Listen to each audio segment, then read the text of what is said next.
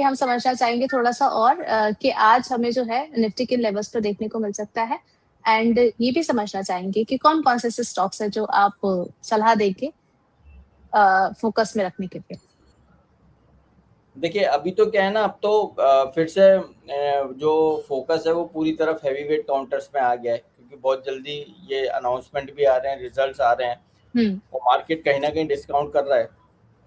तो हमें ऐसा लगता है एचडीएफसी बैंक बहुत अच्छा है, इन लेवल्स पे खरीदारी करने की सलाह है। प्रॉफिटेबिलिटी आप देखिए कितनी बढ़कर आई है, लेकिन नो डाउट आज के सेशन में कोई इम्पैक्ट देखने को नहीं मिल रहा है। बट स्टिल वो क्या होता है कि कई बार पेशेंस टेस्ट होता है कि जो लोग स्मॉल इन्वेस्टर हैं या जिनके पास जो लेस पेशेंस है, तो वो लोग हुँ, क्या करेंगे, यहाँ पर पोजीशन काटेंगे और जैसी वो काटेंगे तो उसके बाद बढ़िया रैली बनेगी। आईसीआईसीआई बैंक में रैली बन रही है, उसके भी हुँ। रिजल्ट अच्छे हैं और एचडीएफसी बैंक के भी रिजल्ट अच्छे हैं, तो व्यू पॉजिटिव है। तो हमें ऐसा लगता है एचडीएफसी बैंक अपॉर्चुनिटी है, इन लेवल्स पर खरीदारी करने की सलाह है। 850 तक के टारगेट्स तो कहीं नहीं गए हैं, 850 के टारगेट के लिए एचडीएफसी बैंक को लॉन्ग कीजिए।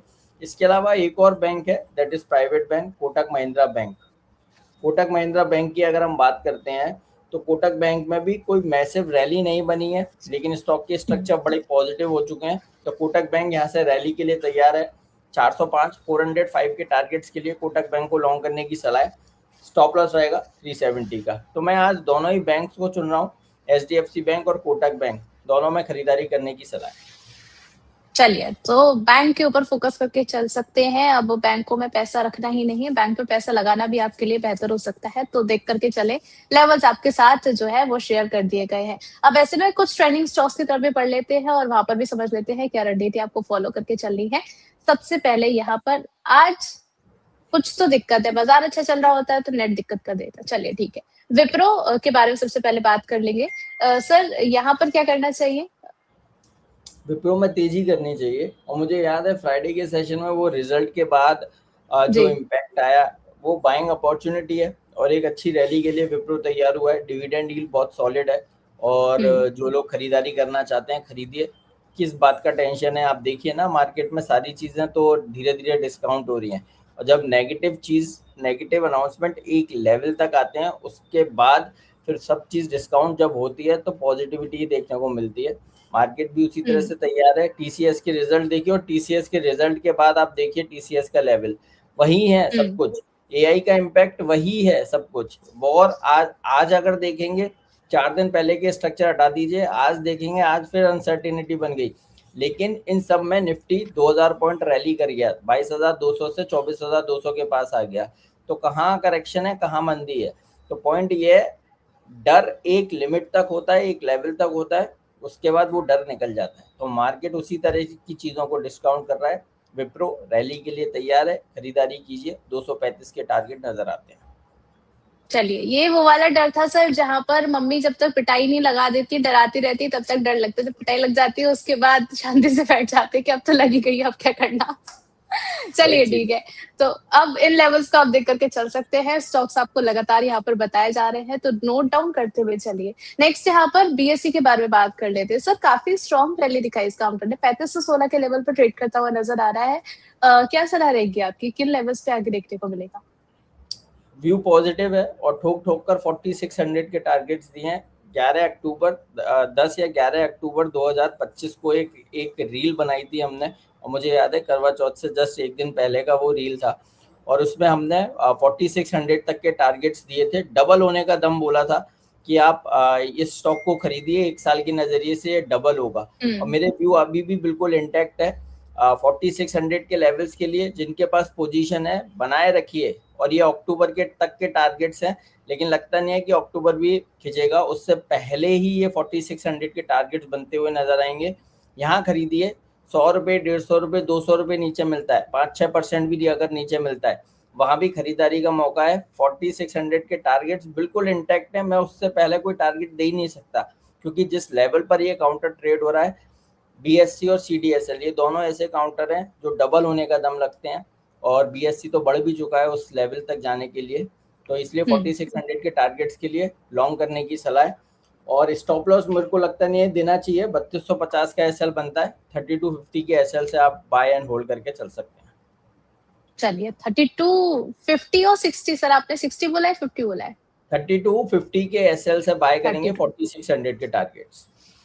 चलिए तो ये स्टॉप लॉस बिल्कुल लगा करके रखे अगर आप चाहें तो, और बढ़िया टारगेट्स यहाँ पे देखने को मिल रहे हैं। और उर्वशी जी, मैं एक बार फिर आपका ध्यान थोड़ा सा मैं चेंज करूंगा। आप एक बार चार्ट देखिए बीएचईएल के। और मुझे याद है 5-7 दिन पहले, 8 दिन पहले ये स्टॉक जब 200, मैं बता देता हूँ, 260 के आसपास था, 260 या 250 के आसपास, तब हमने बोला था 300 रुपये कहीं नहीं जाना, 300 रुपये कहीं नहीं जाना। और मुझे याद है हमारे साथ साथ ऋषभ जी भी थे शो में, और एक क्वेश्चन आया था शायद किसी व्यूअर का, तो जी उनके जी जैसे खत्म होते ही हमने ये चीज बोली थी कि बीएचईएल 300 रुपए के लेवल देखने को मिलेंगे ही मिलेंगे। और इतना तो मुझे भी नहीं पता था कि ये 5 सेशन में ही 300 के लेवल दिखा देगा। और आज भी देखिए मार्केट थक रहा है, लेकिन बीएचईएल नहीं थक रहा, 4-4.5% की रैली दिखा रहा है, 330 रुपए पर ट्रेड हो रहा है। तो मेरा पॉइंट ये बोलने का, बताने का पर्पस एक ही है, जो लोग भी फाइनेंस ज्ञानी के साथ जुड़े हुए हैं, क्वालिटी व्यू, क्वालिटी ओपिनियन उनके साथ शेयर किया जाता है, तो फोकस होके सुनिए। और ये सवाल और ये इन्फॉर्मेशन जो दी जाती है वो आपके पैसे से रिलेटेड दी जाती है, तो पेशेंसली सुनिए। क्वालिटी व्यू हम आप लोगों के साथ शेयर करते हैं। मैं ये नहीं कह रहा मैं शेयर करता हूँ, जितने भी गेस्ट आते हैं, और उर्वशी जी इतने अच्छे से शो को डिज़ाइन करती हैं, क्वेश्चंस पूछती हैं, तो पूरा क्रेडिट जाता है फाइनेंस ज्ञानी की टीम को। और अच्छा करने की कोशिश कर रहे हैं और अच्छा भी करेंगे। चलिए धन्यवाद सर। और कभी कभी मुझे ऐसा लगता है कि होता नहीं है कि शो पे सिर्फ और सिर्फ अगर आप इसके बारे में बात करेंगे कि देखिए मार्केट में ऐसा हो गया, लोग बोर हो जाते हैं। मुझे लग रहा था कि जब तक मिडिल ईस्ट की टेंशन चल रही है, मुझे कभी कभी लगता था कि डेली जाके हम सेम चीज डिस्कस करें, क्योंकि डोनाल्ड ट्रम्प तो मानने वाले हैं नहीं। वो ट्वीट करते, उन्हें मजा आ रहा है लेकिन ट्वीट करने के बाद, लेकिन अब जनता तो परेशान हो गई भाई, अब करे तो करे क्या, तो कुछ तो नया होना चाहिए। और आपने जो कहा है उसके लिए सर बहुत बहुत शुक्रिया, और हमारी पूरी टीम की तरफ से, क्योंकि पूरी टीम अभी आपको थैंक यू नहीं बोल सकती, मिलके जरूर बोलेंगे, लेकिन अभी तो मैं ही बोल पा रही हूँ। चलिए ठीक है, यहाँ पर नेक्स्ट क्वेश्चन की तरफ यहाँ पर बढ़ जाते हैं हम लोग। सर हम आपसे ये भी समझना चाहेंगे, इरकॉन इंटरनेशनल में क्या करना चाहिए? ऑर्डर बुक देखते काफी ज्यादा स्ट्रॉन्ग है, आपको लग रहा है कि करंट लेवल से जो है एक करेक्शन का प्रेशर आ सकता है? देखिए इतनी बड़ी रैली आप भी देखिए, 124 रुपए से स्टॉक 155 160 तक के लेवल्स दिखाया, ऑलमोस्ट 22-23% की रैली स्टॉक ने डिलीवर की है। उसके बाद जब हम 1 किलोमीटर 2 किलोमीटर 5 किलोमीटर भागते हैं, तो हम ह्यूमन बॉडी है, हम भी थक जाते हैं, थोड़ा सा रुक कर पॉज लेते हैं, सांस लेते हैं गहरी गहरी। तो स्टॉक भी उसी तरह के आप पॉज ले रहा है एक बड़े अप मूव के लिए तैयार होने के लिए। तो हमें कोई डाउट नहीं है, क्योंकि पूरी तरह से रेलवे में जो व्यू है वो बदल चुका है। बहुत लोअर लेवल से हमने पॉइंट किया था, और अभी भी इंस्टेंस बिल्कुल पॉजिटिव है, चाहे वो इरकॉन हो, आरबीएनएल हो, रेलटेल हो, आईआरएफसी हो, कोई भी ऐसा काउंटर है, हमें सब में पॉजिटिविटी नज़र आती है। इरकॉन में आने वाले दिनों में 164 और 170 रुपये तक के अपसाइड मूव नज़र आते हैं। थोड़ा और इसमें डिप आ सकता है, 148 तक की डाउनसाइड ये दिखा सकता है। ध्यान से सुनिए, 148 के आसपास आता है, नया खरीदारी कीजिए। 170 तक के अपसाइड मूव नजर आते हैं, स्टॉप लॉस रहेगा 140 का। चलिए ठीक है, तो यहाँ पर जो है एक डिप में और खरीदारी के मौके बन रहे हैं।